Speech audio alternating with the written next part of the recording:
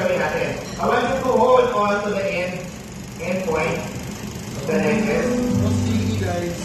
And the end part. And yung sa ilalim. Right? Hold on to it. Then you slowly blow this part as I slowly pull away the necklace. You know, hold it tight, ha? Hold the other end very tight. Na-tight mo siya. I will slowly pull it away as you blow my hand. Ready? In 3, 2, 1, go. There. And watch. Now we have a pair. Now we have a bracelet.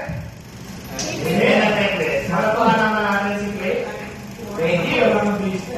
Dito to yan. Sauce yan. Ay, mahal yan ang mangyayari. Totoo yan. Sauce, totoo yan. Totoo pala eh. Oh, ano yung ginamit ko kanina ng kamay? Just to do it. So, I believe I use my right hand. That is my dominant hand kasi. So, medyo madami yun. Ano tayo using my left hand this time?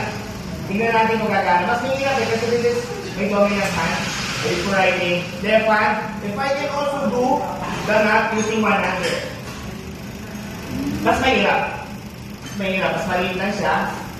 And bandan do yun. Wait, can you please hold this again one more time? Thank you. Para natin sa page, ginawa ko na sa assistant.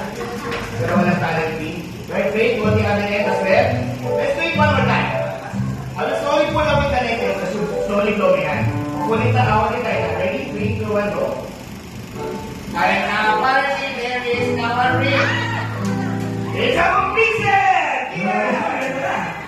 We have a ring, a bracelet, and a necklace. I will give this to you, all of this, the necklace, the ring, and the bracelet because we are now friends forever. Ay, wow.